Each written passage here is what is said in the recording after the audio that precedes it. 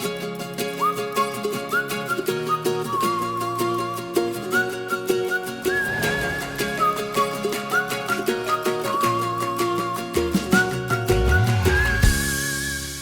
everybody, it's Joanne Perrott, founder of the Ladies Working Dog Group.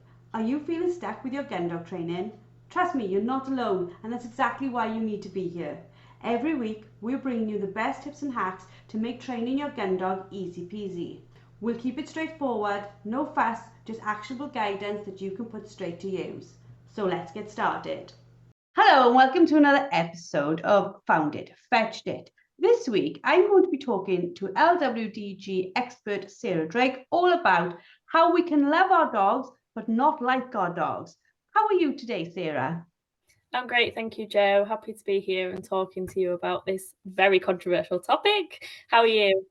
Very well. And when you said to me this about you wanted to talk about this, I was like, oh my God, we need to talk about that. We haven't talked about that. And that is this like idea of why some dog owners, most dog owners, we love our dogs to death, don't we? But we don't necessarily like them. So let's talk a little bit about what factors contribute to making it feel like. Yeah, so there's so many factors that can come into play with how much we like our dogs. It's like anything that we do or we don't like in life. There can be external factors that are going to impact our relationship with our dogs. So, like we were saying this morning, Jo, how awful the past 6 months have been in terms of the weather. We've had such a wet winter throughout the UK. So every single time you go outside with your dog, everyone's getting soaking wet through from the rain. Or if it's not raining, you get covered in mud because the ground's so wet. So factors like that can cause resentment with our dogs, with the whole process of just owning a dog and the responsibilities that come along with that. But there's also other factors. Maybe there's financial factors, emotional factors, those pressures that we put on ourselves from a cultural perspective, a societal perspective. So all of those things have actually nothing to do with our dog as an individual, but can impact the relationship that we're having with our dogs through our own mindset and how we are viewing the dog and dog ownership as a whole. I suppose it's a little bit like other halves, isn't it? Obviously, we love them, or hopefully we love them. But sometimes they can do things and you think, why have you done that now? And it can really grate on you, and it can literally be where you're like, if they do this one more time, I am going to poke them in the eye. It's almost a feeling inside. We're like, you've done this not on purpose, but this behavior really gets to me. Yeah, sometimes it's really hard to not take it personally, isn't it? Really challenging. Like you said, it's the same thing that we have in all of our relationships. So with people, with our pets, but our dogs do just seem to know how to rub us the wrong way. And it's because I think that we care so much. We do love our dogs. And as our dog owners and the society we live in the UK particularly, we have so much that revolves around our dogs and we love them. And I think if you're participating, particularly in dog sports such as Gundog training, that shows a level of extra care and commitment that you're willing to participate in more training, putting more time into your dogs, more investment into your dogs. And so when we feel that we're committing so much as people and as owners, that when it feels like our dogs are sticking two fingers up at us and going, nah, I'm not going to do that, that it can be really hard to not take it personally. I can remember my mum saying to me, Jo, I love you, but right now I don't like you. And as a kid, I was like, what do you mean? Aren't they the same thing? But as I've grown, she was trying to tell me it wasn't about me as a person, but it's about the behavior, isn't it? Yeah, behaviours and situations, I think. Oftentimes it can be very frustrating when we think our dogs know something, they should know something, they should be able to do something that we're asking them to do. And for whatever reason, they don't do it, or they don't do it quite as well as we know that they could be doing it. So when you see a client or you talk to another member and they are like, this is like a really infuriating me, where do you think, what tend to be the behavioural challenges that cause us to feel this way. I think it's normally where we feel like they've learned something, but they're just ignoring the crap out of us. Yeah, I think oftentimes that probably is the case. Sometimes it can be frustrating when we're trying to teach a dog a new behavior from scratch, and for whatever the reason, the dog's just not getting it. We think that we've gone right to the basic level of behavior, and we're trying to do it in the most simple way to teach them this new behavior, but they're just, for whatever reason, it's just not clicking. That can be really frustrating for us as handlers, and that situation forces us to adapt and think of new ways of doing things. But I think that doesn't necessarily breed that same dislike of our dogs, because we can empathize, we can understand with just not understanding something. We've all been there where you're trying to learn something and you just don't get it. So that can be frustrating as a handler, but I don't think that causes this dislike, this active dislike of our dogs in the same way as that perceived misbehaving on our dog's part. I think you're right. I think like when you know they understand something, if they've been doing something for months perfectly, and then suddenly they start to be a bit cheeky with it, but then they decide that the cheeky way is now their new way. It can get a little bit tiresome when you're like, actually, I know different. And then I think you're right. That's the one where people are like, oh, this is personal, because you do almost think that the dog is doing it on purpose. Yeah, definitely. And I think what's really important with this kind of feeling is that our dogs are never doing anything to spite us. They don't have that capability within them. They're not doing it to go, "Anna, up yours." It might feel that way, but that isn't the case. They just do not have the capacity for that thought process, even though it can really feel like it.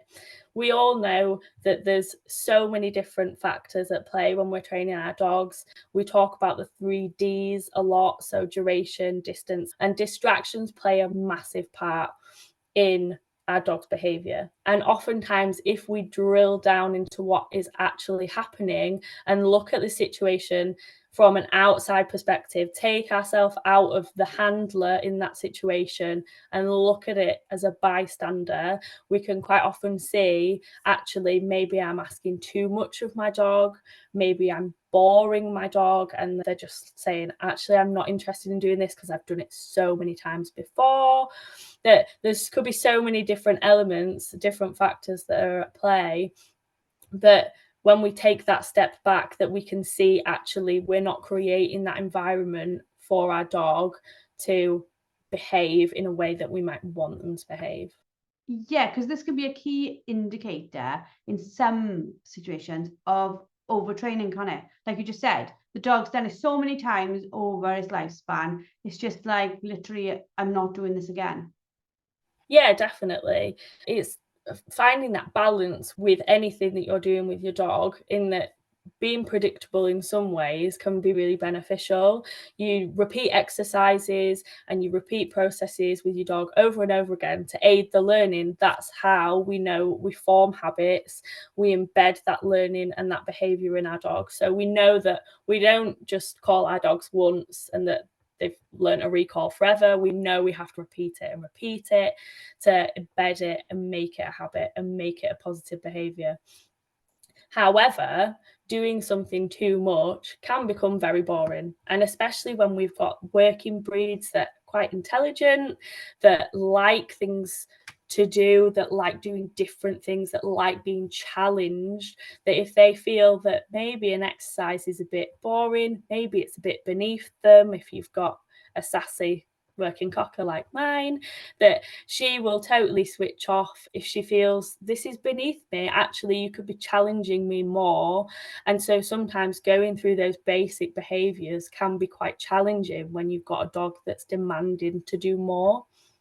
And this comes, I think, quite nicely to what you just touched upon there, which is predictability, isn't it? It's a little bit like if every day you went to school, they made you say the 2 times table and roll your table like just routinely in order, you get so bored of that But then you walk into a teacher who just randomly chooses little bits of them, asks you them out of order, out of sequence, and you have to stop for a second and think.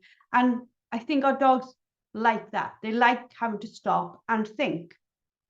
Yeah, 100%. Definitely. We know that with our working breeds, we've designed them, we've selectively bred them for thousands of years to work alongside us, but to also to be clever and to be independent thinkers and make their own decisions. And so that can be really beneficial to us in some ways when we're working our dogs, but some ways can be challenging. So finding that balance between teaching something and being predictable to aid that learning, but then moving away from being totally predictable to mixing it up, to being variable, to keep your dog's interest and keep your dog's focus is really important part of training our dogs. Another thing we can discuss here as well is attention seeking, isn't it? Because they are clever dogs, they are intelligent dogs, and they like to get our attention. And sometimes they will see it as being a div-ed is going to get me attention, so I'll go down that route. Yeah, 100%. I love the censored word there. That's great. Yeah, absolutely, that can be the case. And I think that's one of the things when we're talking about disliking our dogs that can be a real factor at play when we just want space from our dogs. We want them to leave us alone, actually, because most of our dogs do live in the house with us. Okay, some are in kennels, but they're usually on site. We have a lot of interaction with our dogs daily, letting them out, feeding them, walking them, training them. If they do live in the house, if they're on the sofa with you, cuddling you, all these kinds of things. It's a lot of interaction and it can be quite full on. And sometimes us as owners just want a bit of space. And if you've got a dog that's very attention seeking, climbing on top of you, jumping up at you, demanding that you play with them, all these kinds of things, it can be quite overwhelming and quite annoying. And we just think, I just want some space from you and you're not giving me that. And that can be hard to deal with. And we as owners then have to facilitate that space. I think we have to take the responsibility to make sure that we are giving the dogs the ability to give us that space and they are not being able to just attention seek and demand things from us all the time. I was watching Gogglebox. I don't know how I've got into that. I was watching Gogglebox with Meg the other day, and it was showing part of a clip. I don't know what the series is. It's on Netflix, I think, where it's based on a true story, like this psychopathic solicitor who stalks people as soon as they're nice to her. I don't know what it's called. And anyway, she says in this bit where I wish there's like a zip from your chin all the way down in your stomach. So I'd like zip you open and climb inside. And I just looked at her and I was like, you're like that dog. She so wants to be so like near enough inside me. And I'm like, sometimes it's just easier to lay on the floor like Rex by my feet, be close to me, be chilled. But yeah, what you're just saying there, like it made me laugh. I was thinking, there is those dogs that are like, even if they're like close to your face, they want to get closer, don't they? Yeah, that's so funny. I'm going to have to take that Netflix recommendation from you. I think that's hilarious. Yeah, but that's so true. We always talk about Velcro dogs, don't we? How often Spaniels, but all breeds can be Velcro dogs. They are literally glued to you all the time.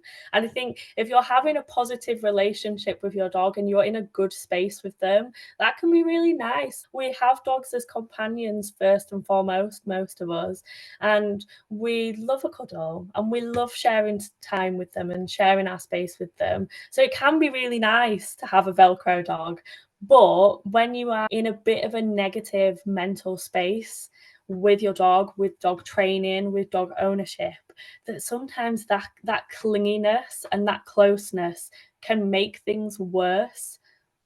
Yeah, because a little bit like this is like almost like the love bubble, isn't it? Like when you're super in love, the dog's doing everything great, you're probably more likely to be respondent than be cutched up to you and one for the head. And you're like, you're my best friend, we've just had the best day. But if you haven't had the best day and you're like, I still don't know whether I've forgiven you, then being like, touch me is enough. And then the sort of love bubble bursts. And I think that's what we're talking about here, is that who are like, it's almost like a mental health challenge for us as humans, as owners, of actually, I need to separate a little bit of the training from the dog. Yeah, absolutely. Like we said earlier, it can be really hard not to take things personally. So when we look at our training, we usually attach it to the dog because it's us and the dog that are doing the training. We're trying to teach them a behaviour.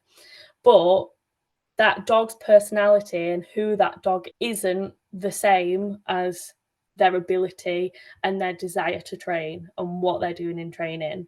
So yeah, sometimes it is literally, please get off me because I'm struggling to contain myself here, because you almost can't bear the sight of them, the touch of them. It's like ants crawling on your skin. You just want to get rid of them. And I think that's why it is really important to make sure you're facilitating that physical space and making sure you're in the right mindset when you're training, but also just when you're spending time around your dogs. Sometimes we just need a break from them.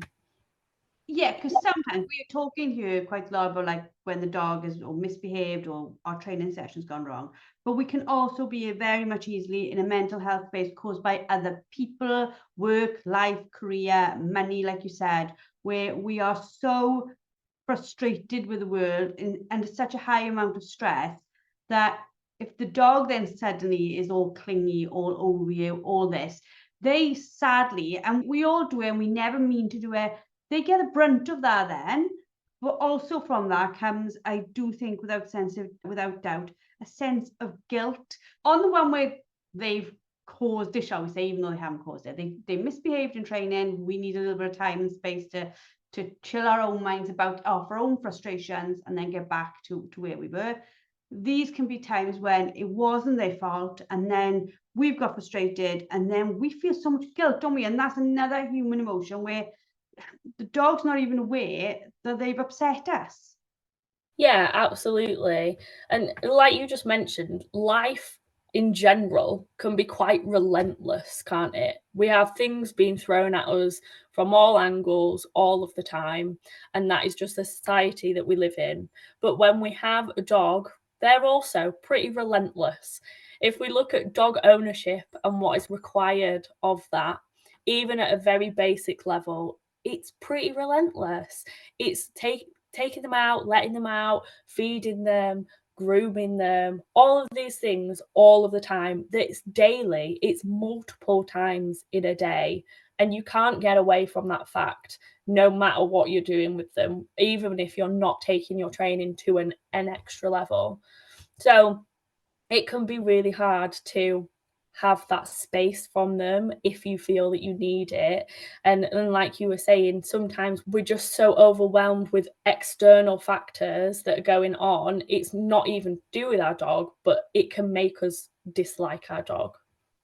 Talking about like the certain things and different ways they behave, like certain things can also irk you that are like, we talked about habits, but they're like little things. For example, this is such a stupid thing because Rex is one of the best dogs I've ever had. But Rex cannot crap in one's point. Can't do it without talking about poo. Sorry if you're all eating or whatever you're doing as you're listening to this. But I'm like, why is it that I can do a nice neat mound and I can just pick it all up? And with you, I have to walk round and round in circles trying to pick up what is a large expanse of crap over a thing and little things like that. Oh, okay, we're laughing and joking about it now. But if somebody's having a really bad day, things like that can be like, that's it. The dog is going. It would never be that for me with him because at the end of the day, he poos when he poos and I clean it up. But it can be the straw that breaks the camel's back when you were like, I've had enough. I can't cope with life, and then I can't cope with this. We snap, don't we? Yeah, we all have those tipping points, don't we? And it could be anything, like you say. It might be the poo going around in the garden, or it might be something completely different. It might be our dogs, it might be something completely separate, but our dogs get the brunt of it, like you said before. It's really hard, isn't it? We can't always predict when that's going to happen. We can't predict when the end of our tether is and when that straw that breaks the camel back is. So I think it's important that we are trying to stop it before we get to that point, if we're able to, and taking a step back before we get to that point. Yeah, absolutely. When I was training as a success coach, I did, as part of it, I was trained in, it's called Myers-Briggs Personality Indicators. And whilst I was doing it, you're given like numbers for who you are, etc. 8 different personality types in the world, roughly. And part of that, they were discussing when you flip out. And I was like, that's such a weird thing, isn't it? People say, oh my God, I just flipped out on the dog, or I just flipped out on my husband, or whatever. And I was really shocked, because basically mean when we flip, we change from our personality type to the opposite of our personality type. So if you're normally like laughy and jokey, you'll suddenly go very silent. Or if you normally need facts and figures, you'll suddenly not need those, you'll go off intuition. I'm explaining it very loosely here. But I think, like you just said, about knowing when you're hitting that flip point is when you start seeing your behavior not be the normal behavior. If you're normally like pretty chilled out with something, but you can feel yourself getting a little bit more riled than you would, or if you're normally quite organized in your thinking, but now you're suddenly not, those are the points where you think, hold on, this might not be the right time to continue training or to train at all. It's looking at our own behavior to understand when we need to step back, isn't it? Yeah, absolutely. There's so many things at play that we need to consider, and it's up to us as the owner, as the human, to not inflict things on our dogs as much as we can when we're in that negative space. And sometimes it happens before you've even noticed, doesn't it? Sometimes there will be times that you do just flip out and you can't stop it, and that happens. But we need to be able to take that step back either before or when it happens and go, okay, I'm just going to take a break.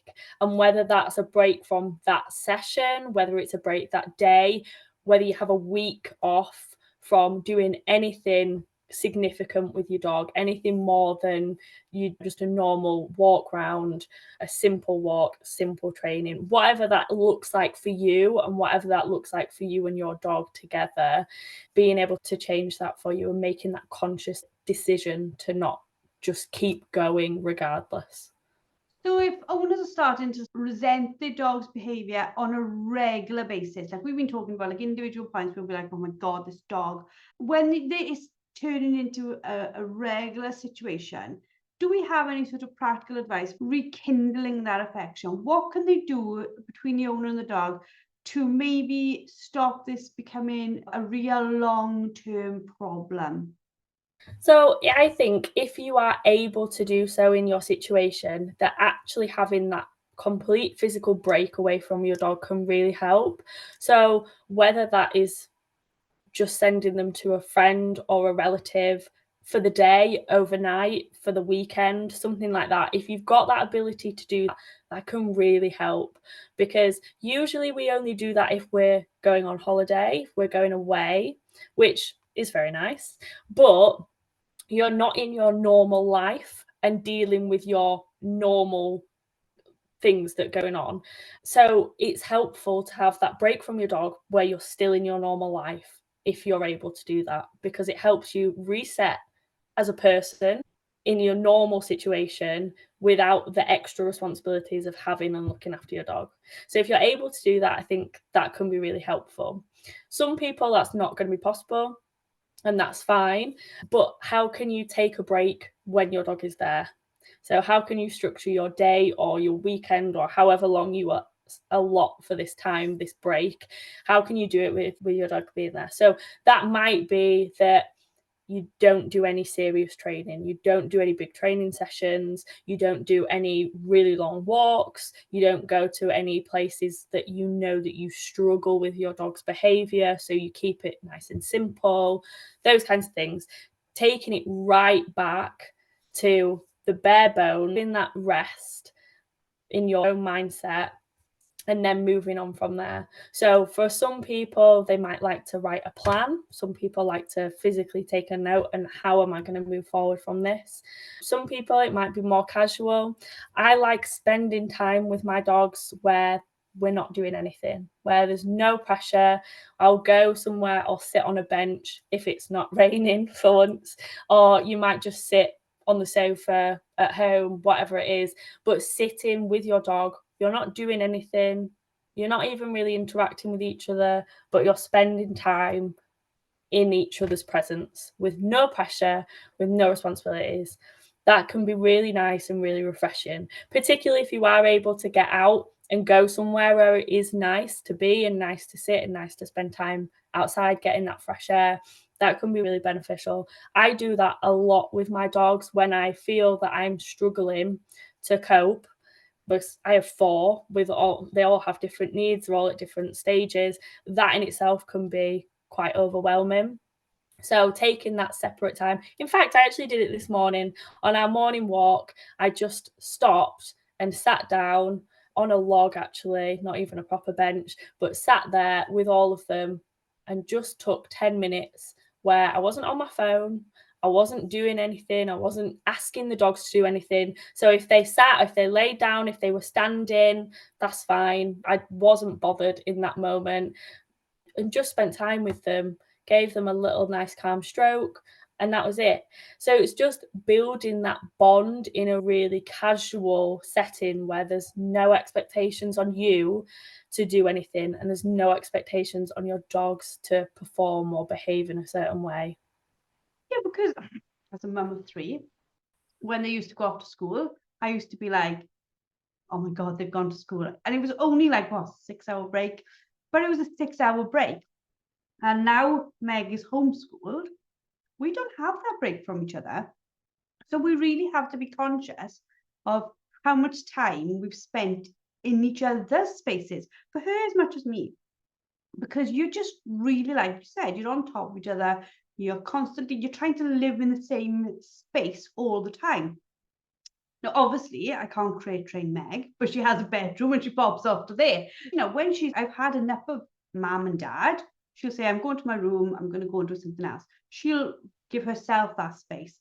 And I think with our dogs, we can make their crate such a wonderful place to be for them, not a punishment, but a space where we can say, actually, you're going in your crate for an hour, you're going to chill out, you're going to sleep, or you're going to do this, or wherever they're doing it. With mine, if it's in the middle of the day, sometimes, certainly the older dogs, they'll either sleep or I'll put a toy in with them and they'll chew on the toy or wherever they do.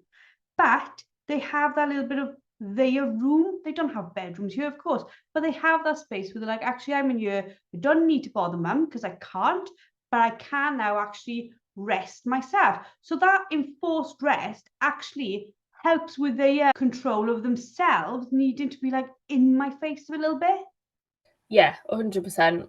And especially if you're using some form of routine where, you know, if you are using your crate, you know that you've got them in there for X amount of time, whether it is just half an hour, whether it's 4 hours, whatever it is for you, that you've got that separate time. So you have them away, even if it's just in a separate room from you, if you're not using a crate, where you can go and you can have time away and not thinking about your dog and what you're doing with your dog in that space to help give yourself a mental reset as well. I've got to be honest, when I hear the arguments, and certainly from other countries, because I think it's Sweden, I was talking to a member from Sweden, they're not allowed a door on a crate. It's against the law. I'm sure it's Sweden. I apologize, Sweden, if it's not, but it is a country I was talking to the other day. And I was just like, that's mad, because otherwise, without a crate, for example, you're asking the dog to self-control 24 hours a day, which they are an animal at the end of the day. And I genuinely believe mine will put themselves in the crate with the door open just to chill. I don't think our feelings sometimes towards a crate are warranted. I think I know for a fact, I see my crate, I see the outside kennel as beneficial to the dog's health and to mine. Yeah, I completely agree. I've got 2 crates that there'll be at least 2 dogs in at the moment. The doors are open, they're free to come and go as they please. They all swap and go in and out of them. There's other beds available to them, but they all like to squash into a crate as well. But it is their space that they enjoy, but it is helpful to have that ability to shut the door. So even though they might like going in there, which is lovely, you can physically just take them away from your space, especially if you're going to be moving around the house a lot and you know that you've got dogs that like to get under your feet, like to come and follow you from room to room. That can feel a little bit relentless as well. So having the ability to shut them away just so you can move around your house unimpeded by a dog at your feet, that can help give you that feeling of physical space away from them as well. Yeah, because we do have to deal with like daily chores, etc. Going up and downstairs with washing baskets or whatever we're doing. Sometimes the dog's done nothing wrong other than just being in the wrong place at the wrong time. And you're like, oh my God, if I trip over you again. Or with little ones, with Meg's pup, he's still a pup. He's not one yet. Yesterday I turned around, he decided a toilet roll would be the best thing to shred all over the mat. He looked delighted with himself. He thought it was absolutely fabulous. And I thought, I turned round for 2 minutes. I didn't leave you for 4 hours. You don't live here all day on your own or anything like that. I just turned my back. And I remember feeling like that with the kids. I just turned my back. So sometimes I think one of the easiest ways for us to get to a point where we love our dogs and like our dogs at the same time is to have these boundaries we're on about. Yeah, definitely. That's exactly a really good example of the straw that breaks the camel's back, isn't it? That kind of situation where you turn around and your dog has ripped up the loo roll, you just have your tipping point moment where you could really easily, if you're having that kind of day, go into that kind of meltdown mode.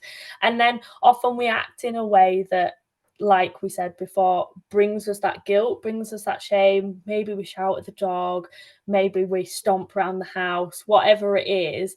And that later we think, actually, the dog didn't deserve that. I've not helped the situation. I could have had them in a crate or something like that. There's so many things, isn't there? And we think we then feel even worse because of our reaction to a situation. But yeah, and using a crate could have helped that, for example. How do you think we're talking and laughing and joking? We're very open and we're very honest. It would be very easy for us to say, oh, our dogs are perfect. They never do anything wrong and we never get upset by anything. We're always perfect. That's total lies. And when you see that behaviour on Instagram, that's total lies too, because we humans, we have our, I suppose, our urges and our behaviours.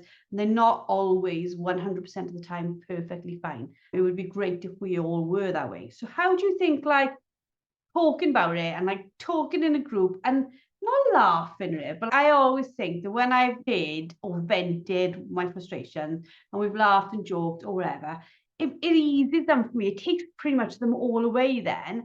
How do you think talking about them can help people? I know from my own personal experience, this past 6 months has been tough just because of the weather that we've been having. I've got 4 dogs and I also train other people's dogs for a living. Sometimes I come home from a day's training other people's dogs and I don't want to look at my own dogs.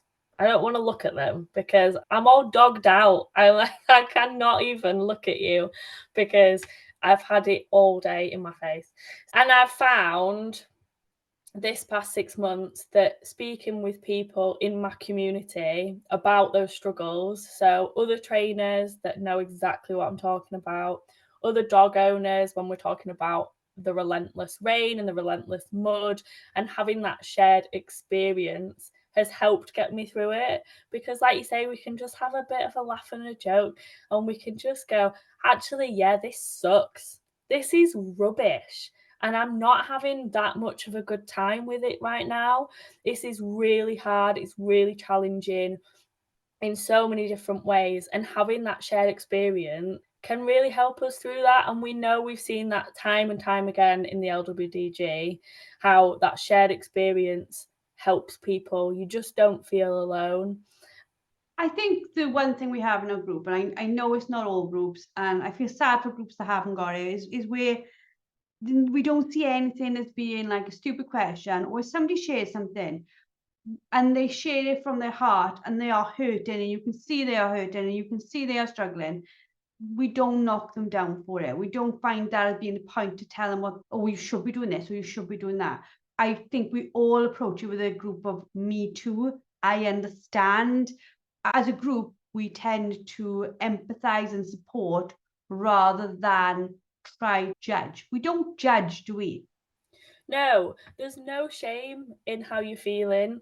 It doesn't matter whether your feelings are good, bad, negative, positive, anywhere in between. Someone's felt it before. Someone's probably feeling it at the same time.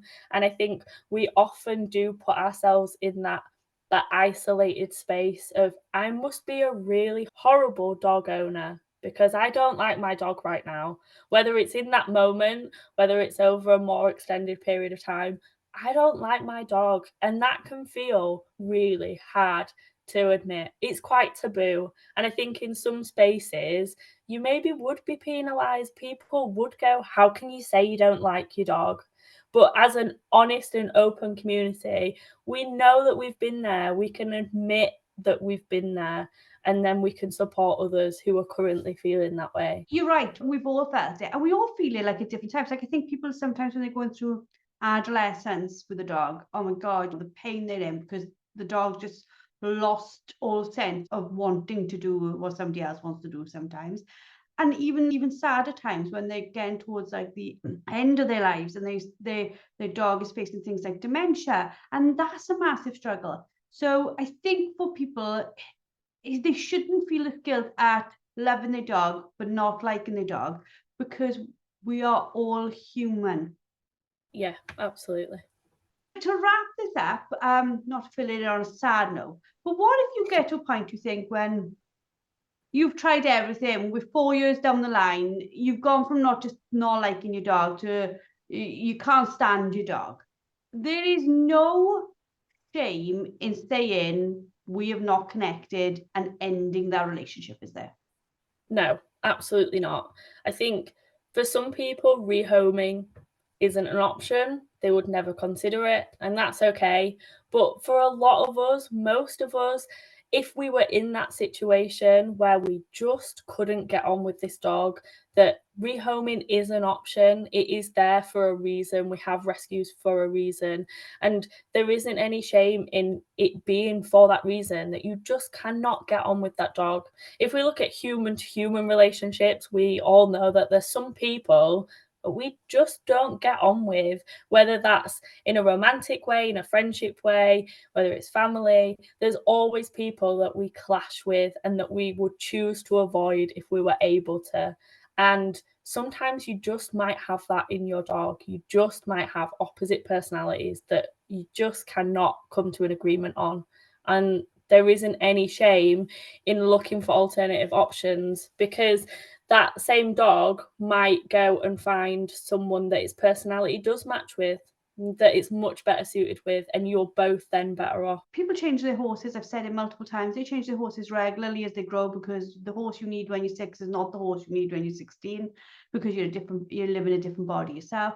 But also, I almost think a little bit, and I don't know if you feel it as well, say, there's people that say they're getting divorced and you go, that's sad, and you do mean it, it's really sad, but you accept that they've come to that decision, that it's just not working out for them. And then you have people who say they're getting rid of their dog, and people act as if it's the worst thing in the world they could have possibly done. And I'm thinking, but isn't it the same thing? You're just not getting on anymore. Yeah, and I think we have that in professional dog trainers. So a lot of gun dog trainers, handlers at those high levels will have, massive teams. They have kennels of 10 dogs plus 20 dogs. And in that, you're going to have dogs that you get on with better and dogs that you don't get on with as much. And so we do see that some of the professionals will keep multiple puppies out of a litter, will raise them to 6 months, 8 months, that kind of thing, and then move on the ones that they just don't gel with, that just don't align with what they want to do, maybe. And they do that regularly, and they've got no shame in that, because there isn't any shame in that, because they're doing it from a business perspective. It has to be right for them. I think it is different when we're looking at an average owner who has one dog. Maybe it does become a harder situation, because it's not from a business standpoint. We feel that we owe our dogs more when it's just one-on-one. It's a more intense relationship, isn't it? So I think reaching that decision can be really challenging, but sometimes it's just the way the cookie crumbles. We just do not align. There is a podcast on this. I'll put it in the show notes, but it was done by Samantha Thornycroft Taylor. If you look back through listeners through the episodes, you'll find one about whether to rehome or not to rehome. It's absolutely there for you. There's also many podcasts on the topics we've covered. Also in my book, The Thoughtful Dog Trainer, there's a whole section on what I've covered today about Myers-Briggs, about what that can mean for you as a handler. So that's definitely worth having a little look at. Thank you, Sarah. It's been another brilliant podcast. Is there any sort of points you want to cover just to wrap up this amazing podcast? No, thank you for having me, Jo. It's been great. No, I think it just as a final closing statement is that there's, like we've covered, that all of us at some point dislike our dogs. Sometimes we just don't get on with them. There is no shame in that. There are ways to come back from that. It's usually not too far gone that you can't fix it.